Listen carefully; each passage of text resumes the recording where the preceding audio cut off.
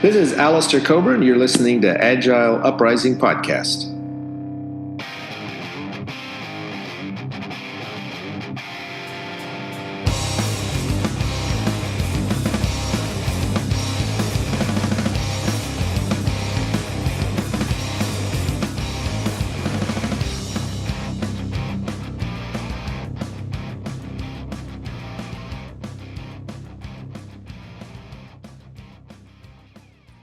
Welcome to another edition of the Agile Uprising podcast. I'm your host of sorts today, James Gifford. And tonight we're bringing you something a little different. I was in Orlando at Agile 2017 speaking. And prior to the event, I had a chance to attend the Women in Agile event. And this year's theme was Empowering the Changing Face of Agility. And during that session, it was just so powerful to meet this group of women and men coming together to talk about the changing face of Agile, as well as even getting deeper into the areas of science, technology, engineering, and mathematics, often referred to as STEM.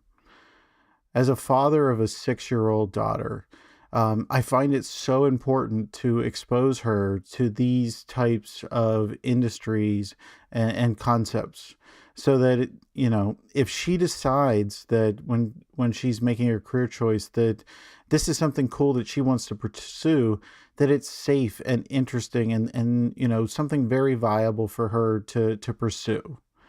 Also, as a father, it's important for me to help work with the community and the people speaking out on these types of topics to create that safety and environment that she needs to be able to thrive in if she does decide to pursue these paths. We spend a lot of time while I'm doing hobbies around building microcontrollers, and I just let her get in there and wire things up with me, and I show her what to do and kind of explain to her in 6-year-old talk why we want to do that. But that's me doing my part to kind of educate her and help her build interest in some of these areas. So, I really wanted to have some really crystal clear audio and around the recording of this episode, but things just didn't work out right. We ran into some impediments with the availability of plugs in the soundboard to actually get you a crystal clear recording. So we went with Plan B. So the audio is not 100% crystal clear, but we still think that it's quality enough to and worthy enough of a cause to just bring this to you as a community to help you listen to 3 great ladies getting their opportunity to have their first ever speaking experience. As they go through some very short talks. I wouldn't necessarily say they're lightning talks, and Natalie kind of alludes to the same thing. But they are fantastic talks, and it is just a pleasure and honor to hear these women speak. So I hope you stay tuned and listen to the show and get as much value out of it as I do, and start to figure out where you can pitch in this great community and helping change the face of agility and potentially the future of your child's career opportunities in these spaces. So as we move on to the lightning talk portion of our event, we wanted something that would support the theme of the day. And so we know that the theme is empowering the changing face of Agile. And so Astronaut Abby was amazing, wasn't she? Yes. I want to share some of the words of wisdom that she spoke about, because I think that they were so applicable for our week here in Orlando. First of all, it's our time. Great. Yeah. Our time. Focus on what excites you and what you're passionate about, not what you think people want. She found her voice, and then she found a community, which is what we have here. Inspire others, and then my favorite, dream big, act big, inspire others. So let's keep those in mind this week. And I can tell she made a big impact on a lot of you because you went out and you bought the photos and you supported her, Mars mission? March generation. Dang it, that wasn't that long ago, right? If you haven't donated, you should. So she had a big impact on you, and then now we moved into the open space, which also supports this theme. And in the open space, what I saw a lot of passion as all of you lined up to put your stickies on the board. That made my heart very happy. And then the energy that I saw in the different open spaces. So when we wrapped up the open space, we asked you, what was something that you were going to do in the next week? Well, for this last portion, we thought, what's something we could do today? Today, how can we empower someone? How can we change the face of Agile today? And that's why we started a program called Launching New Voices. So the inspiration here, Natalie asks that we do something that helps speakers that want to speak have a path to that speaking spot. And so when talking about how we would help highlight that path, we decided instead just to do it. So we have 3 new speakers today, and we paired them with a mentor. So they had time to prep for this event. We're calling them lightning talks, but let's not get into semantics. They're short talks. Okay, so they're not the typical lightning talk. We had lots of great submissions, so we had to have some pretty good criteria. One was that they had a relevant topic, right? We wanted to be able to share information in this forum. Number 2, they had not yet been compensated for a talk, including free admission to an event. And then we looked at the audience size that they had spoken to in a public forum. So I think we've got 3 great speakers. We do. All right. So who do we have? We have speakers and mentors. So Joanna Vahlsing, did I get that right? Yes. All right. She was mentored by, just a second. She was mentored by Laura Powers. And then we have Linda Potter, mentored by Lynn Winterboer. Sarah Marricone, dang it, I was trying so hard on your last name. Susan Marricone, mentored by Ryan Ripley. So now we're going to move into the talks. So Laura, would you like to come up and introduce Joanna?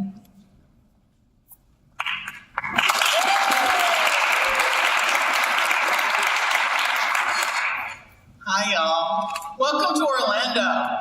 It is my great privilege and honor to introduce Joanna Wilson. She and I served on one of the review committees for Agile 2017, so I got to know her a little bit and knew that she and I had some similar thought processes. And as I got to mentor her, I got to know her a little bit better. And I have to tell you, she is one awesome Agilist. She just got promoted in the last week to Senior Vice President, Program Management. So, pretty awesome. At a company called Centro that does digital marketing services and tools based in Chicago. And she's a dog person. She has a French bulldog named Stella, and her talk is awesome, and I learned as much as I think she did. So with no further ado, Joanna.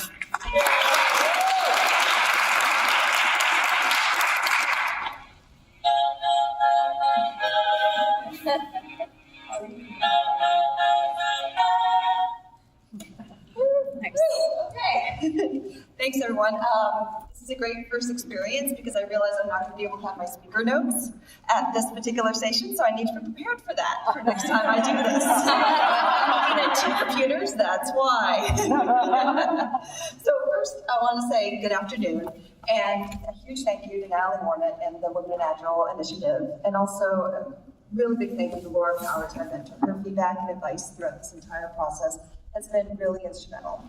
And it also feels so good to be here today. I loved hearing the positive enthusiasm that led up to the 2nd annual Women in Agile event, and I can't wait to see how much this grows. So, moment of truth. I'm a crier. I cry at everything. Whether it's movies, TV shows, commercials, cute pictures of puppies, I found myself even tearing up at Abby's story. Like I feel things on a very personal and deep level. So as you probably imagine, I've had a love-hate relationship with feedback. It's only been recently that I've been able to hear critical feedback and not start crying right then in the moment. Years ago, when I was getting my performance review, 95% of the content was fantastic. I look back now, it was about my achievements, my contributions, the impact that I had on the company. 5% of it was where I could continue to grow and the greater impact that I could have. I didn't see it that way. That 5% became 200%. I immediately got defensive in my performance review. I started crying throughout the entire thing, making my boss feel extremely awkward. And my boss had my best intentions at heart. She delivered the feedback professionally, and I knew she was coming from a place to help me be better. But in the moment, all I felt, because that I didn't score 100% on the test, I felt like I was failing, and cue the waterworks. So once I calmed down, my logical mind started to think, why? Why do I react that way to critical feedback? And then the more I read, I realized I wasn't alone. And I started to become really fascinated with this topic of giving and receiving feedback. So have you felt this way? And you're probably wondering, what does this have to do with Agile Teams? So we know that an Agile Teams goal is to consistently adapt, inspect, refine, and really evolve how they're working to achieve a desired outcome. The 12th Agile principle reinforces this behavior. And what's so critical for this, for a team to work at optimum health? Giving and receiving feedback. And so in your organizations, have you ever wondered, why do some people react defensively to feedback? Why do some people take it in stride? And have you ever realized there might be a gender difference in how people react? So I started digging into it, and I came across a 2015 Harvard Business Review study. And what they found was they looked at respondents' data as they were responding to feedback. And they found that respondents had either a defensive tendency, which they call proving, or an accepting tendency, which they call improving. Very, very close to Carol Dweck's fixed versus growth mindset work, if you're familiar with that. So what they found, I want to make sure I get the stats right, that's why I need my notes. What they found was those who associate with the growth mindset was that they seek out challenging solutions. With the growth mindset, they're focused on improving learning and effort. Those with a fixed mindset really feel as though inborn talents and traits aren't something that can be changed. The former seek out challenging situations and welcome feedback, including criticism, while the latter strive to prove themselves and usually will only sign up for tasks which they know they will be successful and succeed and not receive a lot of feedback on. They also, when I looked at the data, they found that mindset was influenced by 3 factors: age, self-confidence, and gender. So regarding age, what they found was over an individual's life, there's a gradual progression between evolution from a proving mindset to an improving mindset.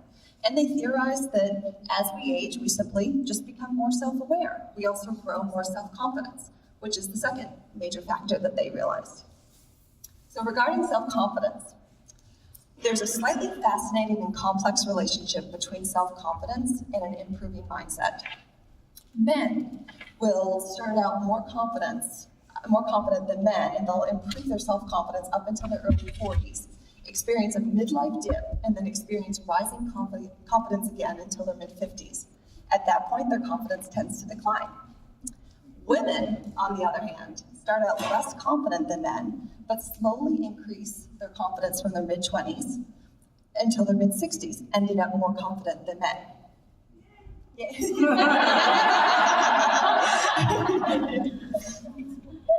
And the best predictor that the Harvard Business Review could find was having an orientation toward having a proving mindset was lack of self-confidence.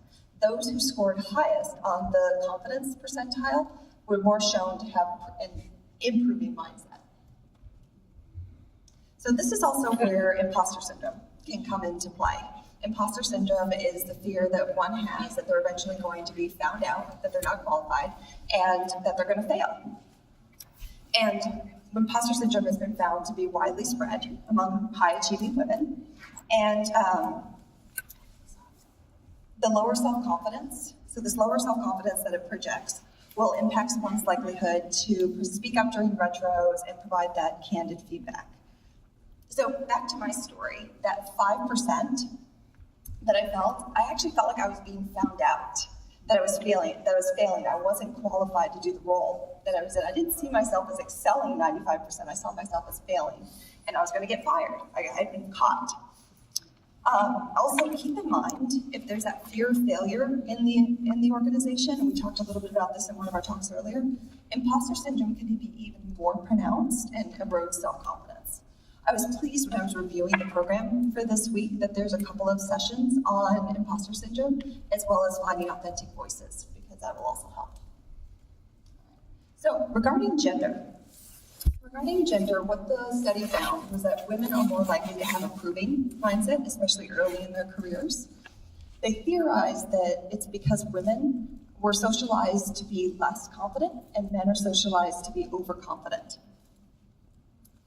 And women are also subject to what's called the prove it again bias, where a woman has to supply even more evidence of their confidence than men, even to appear equally as confident. And an example of this is when a woman mentions an idea, the idea isn't heard. A man mentions the same idea. I think we've all been there, right? And all of a sudden it's heard, and it's the best idea ever. In another study, 2/3 of women interviewed encountered prove-again bias. And another area they saw this turn up was when seeking a promotion. If there are 9 things that are needed in order to achieve that promotion, women will wait until they have 10 to ask for that promotion. Yep. Men will ask for it when they have 6. Wow. Okay, so what can we do, right? So what's the call to action? So please keep this in mind as we're working with our teams, because it will show up as we're observing their tendencies for the amount of candor that they have, their self-confidence to bring out the feedback. So be aware of our tendencies, encourage shifts to a growth mindset. So if you have a team member that's struggling with feedback, maybe they're in a defensive or an approving mindset, have them work with small doses and work their way up. Change our language. Growth mindset, again, remember that we're all improving. It's not fixed on inborn traits and talents. So use words like, your effort really paid off. You worked really hard on that. Not, oh, you're so smart, or your report is brilliant. And then emphasize that mistakes are learning opportunities. These are reasons to learn. Mistakes are reasons to learn, not cause for punishment or embarrassment. And my ask to you. So please keep this in mind when you're in a position to give feedback to someone, and when you're in a position to receive feedback. We're all improving and growing, so thank you so much for this opportunity. Today, if you'd like more information, I am around after the workshop, here all week, and I've also included a bit.ly link where you can get all the references for this talk. Thank you very much.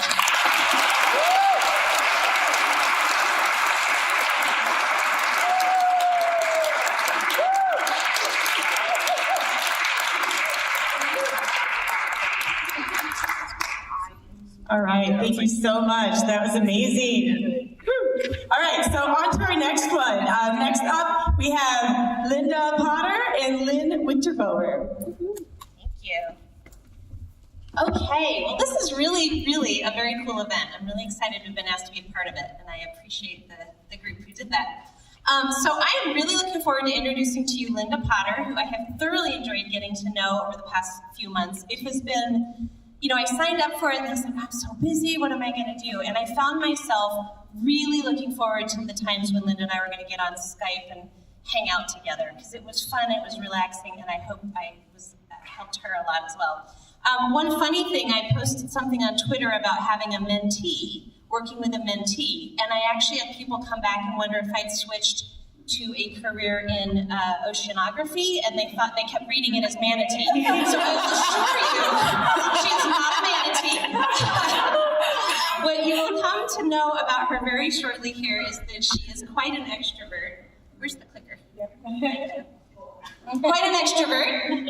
This was the best picture she could find of herself. I shouldn't say that. This was her favorite picture of herself that she wanted to bring to the group. So other things I learned about Linda that I really enjoyed getting to know outside of the topic that she's going to talk about were that she's quite a gamer, and she particularly likes first-person shooter games. And that probably has fewer women in that industry than there are men in this room tonight. So I admire that she does what she enjoys. She also really, really loves to read anything from classics to cults or particularly something with a series. And that was fun getting to know that because I love to read as well. So here I'd like to introduce to you Linda Potter, and she's going to tell you a little bit more about herself and her role.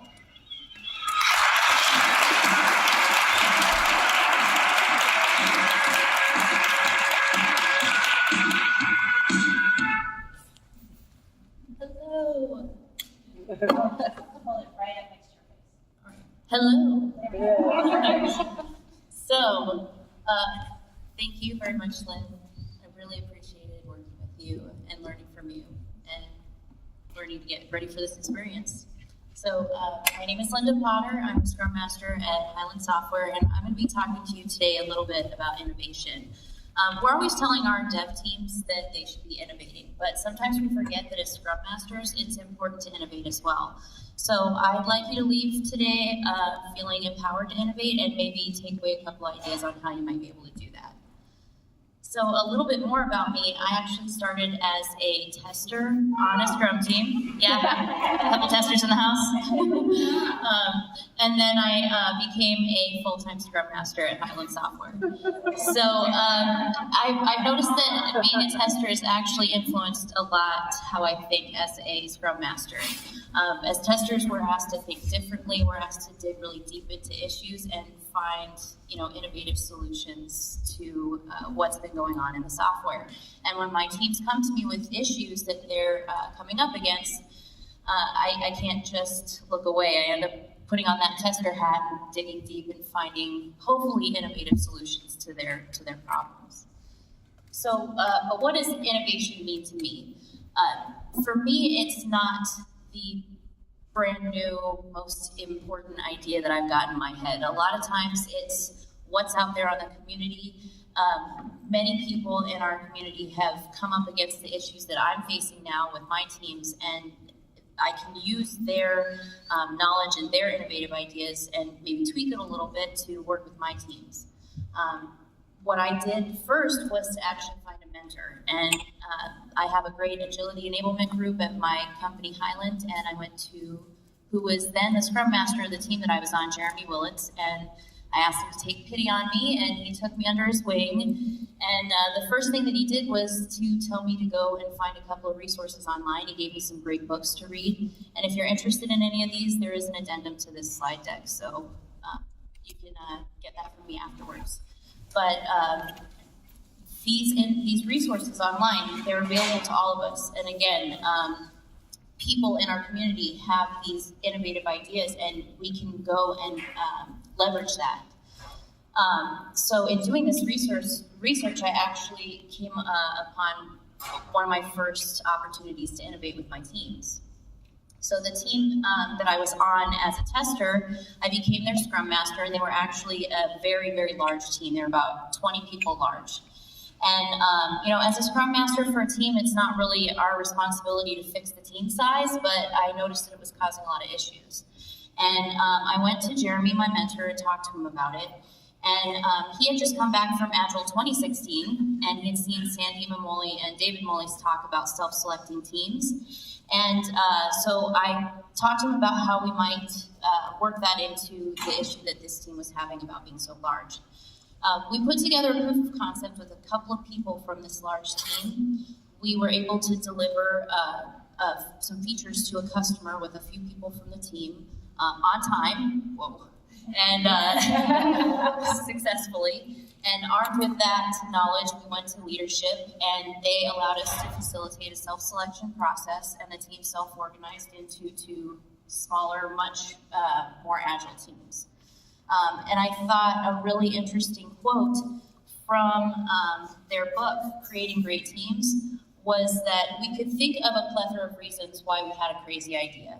But the key to overcoming our fears was to challenge ourselves with powerful questions. What if we weren't afraid? What if this actually worked? And what's the worst that could happen?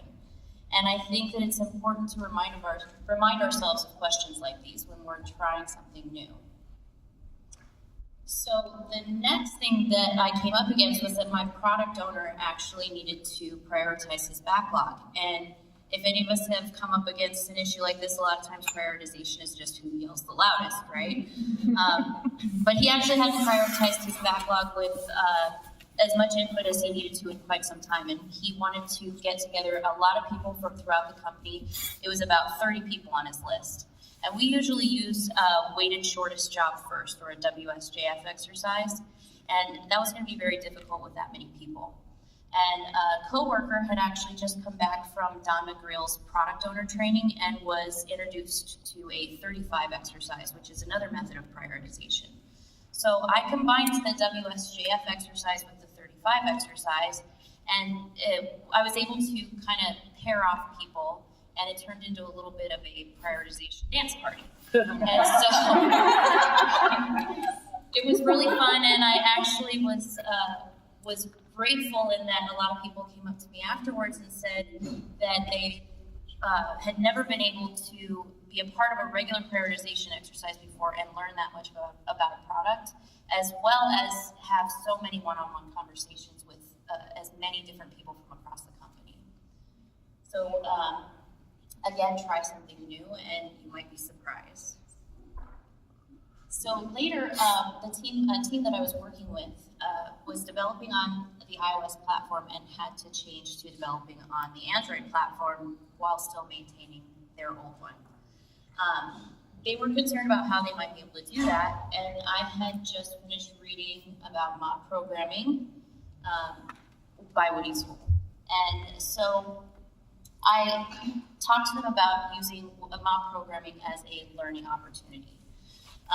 What they actually did was use it not just for learning, but they actually began mobbing to produce code. And once they began mobbing to produce code, they were able to produce the same amount of features in 3 days that would have taken them 6 weeks. And the quality was much higher because QA was involved much earlier in the process. And a really powerful quote from this book, Mob Programming, is that an interesting side effect is that we're all learning to become better students and teachers, better at asking and answering questions. So not only did this affect their learning process, but it affected how they interacted as a team in, for instance, their daily scrum and their retrospectives. They began communicating better with each other. So what I'd like you guys to remember is to expand your responsibilities outside of just facilitating Scrum events if you're a Scrum Master, and to innovate using not just your own ideas, but those from a mentor, if you have one, or from our Agile community.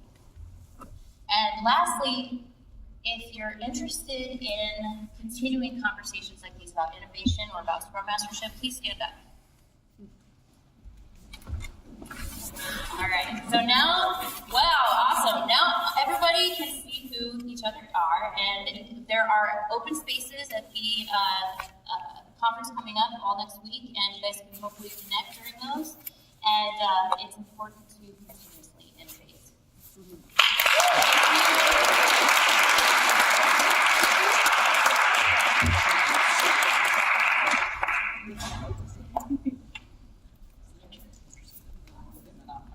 Good job. Good job, Linda.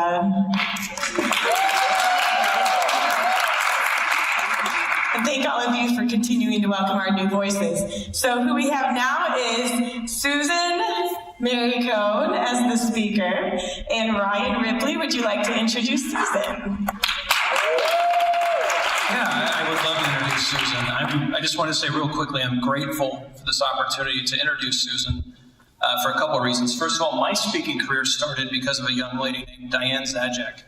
Do we know Diane? I would not be a speaker today without Diane. She has picked me off of the floor when I bombed a talk, and she actually taught me how to put together a talk and to become a speaker. So I'm grateful to her, and I'm grateful to Natalie and her team because she's created this opportunity for me to pay this forward. And so this opportunity involved me meeting Susan, and Susan is wonderful.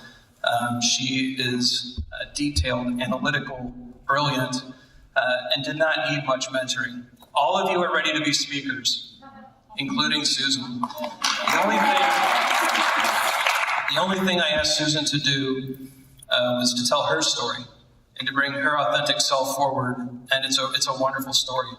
So I'm going to stop speaking because I can speak forever. I'm going to introduce Susan. She's wonderful. I can't wait to hear this. And just thank you to everyone for the opportunity. And Susan, thank you for letting me have some influence over what you're about to do. So thank you.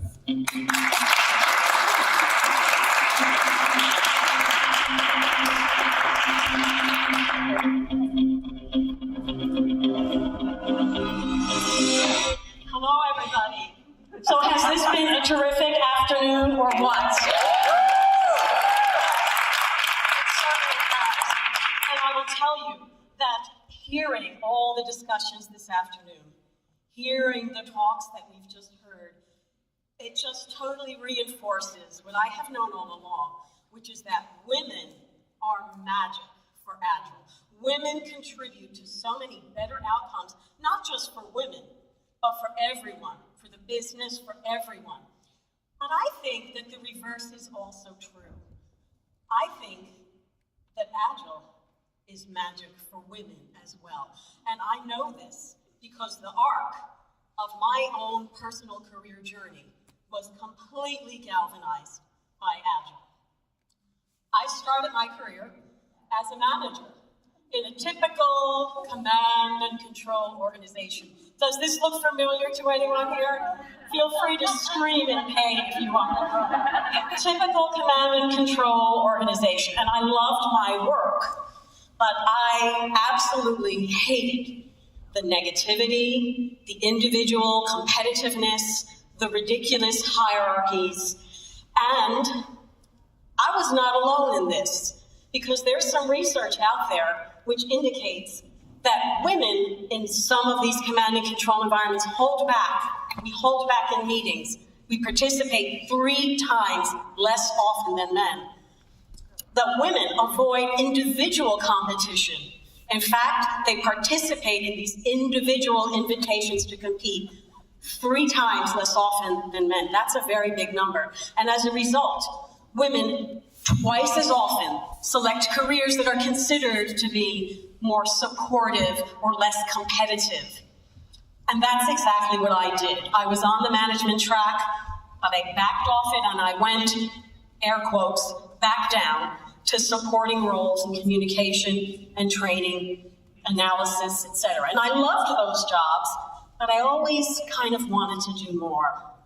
And then I had the tremendous good fortune to become part of an Agile team. And what I experienced in my first role on an Agile team was nothing short of life-changing. First, facilitated meetings with valued Scrum Masters that knew how to pull out every voice on that team. The men, the women, everybody, their voice was pulled out and valued and respected, totally unlike what I had found as a manager. I found empowered teams, working as a team, accountable as a team for our results, not as an individual, but as a team. I found collaboration. There's a joy that comes with collaboration that nothing else can match. And when you can reach as a team a business goal, there's enough pride and joy to go around for everybody. And I also found an emphasis on sustainable pace, which to my mind as a woman, that translates into work-life balance. And how important is that, right? So at least Agile gives you a ground to stand on. You say, look, we're an Agile team. Sustainable pace is one of our principles. So let's try to live up to it. And here again, I was not alone. Because greater empowerment through the Agile mindset helps to close that gender gap. Because research will suggest that when there are properly facilitated meetings, that gender gap goes away. Women participate fully. And when they can compete as a team, as opposed to as an individual, 45% more women will take part. They will take the gauntlet. They will take the challenge. Okay, and so what that did for me was, in addition to the joy that it brought back to me for my career, was it enabled me to see a whole new vital career path. So that from my role as a team member, I felt excited and I felt confident to move on into other roles.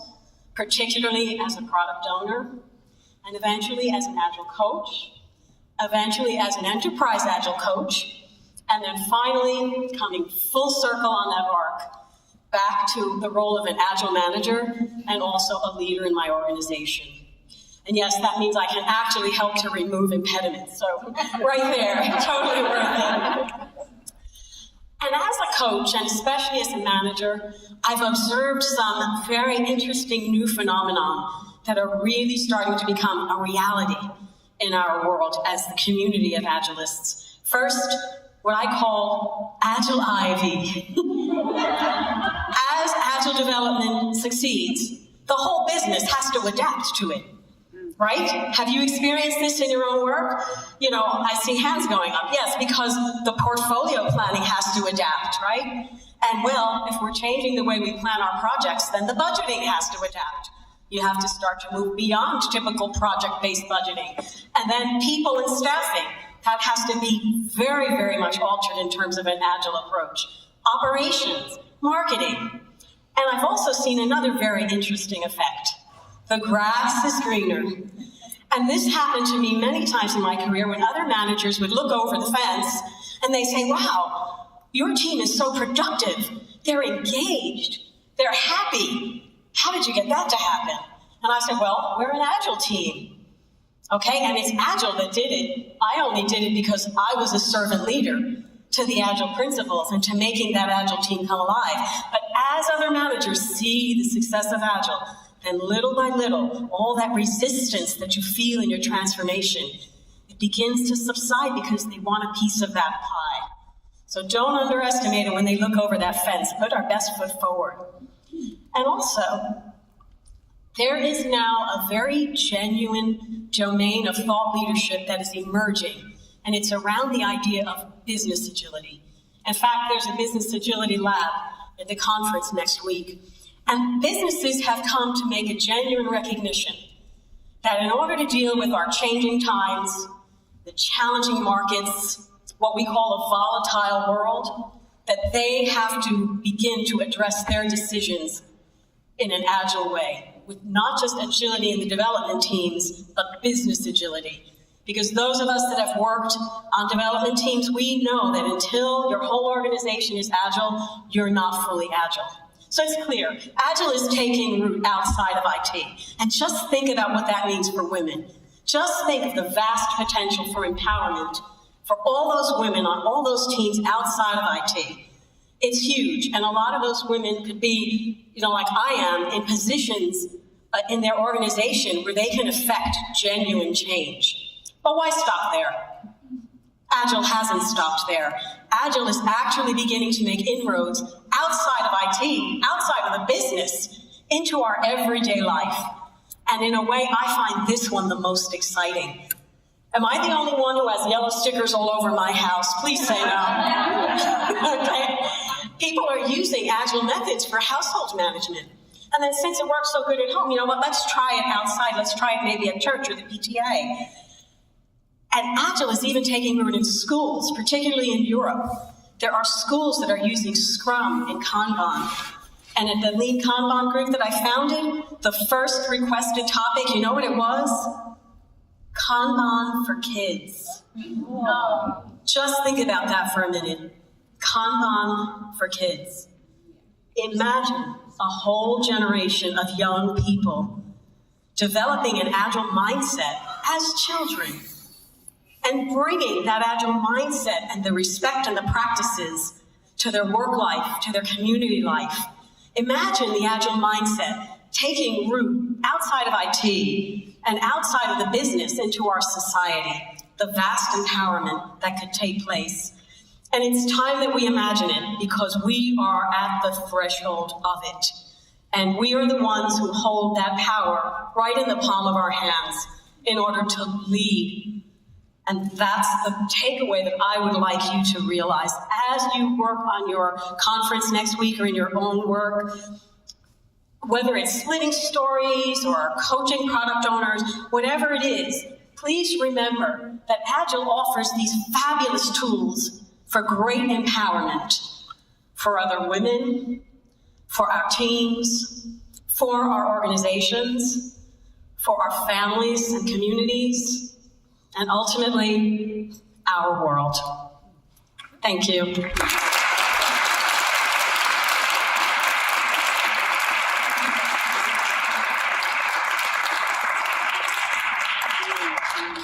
That was great. All right, can I have the three speakers stand up for just a moment, please?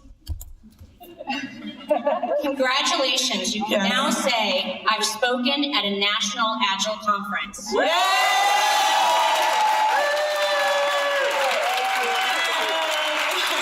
And y'all knocked it out of the park. Thank you. Okay, can we have the three mentors stand up, please?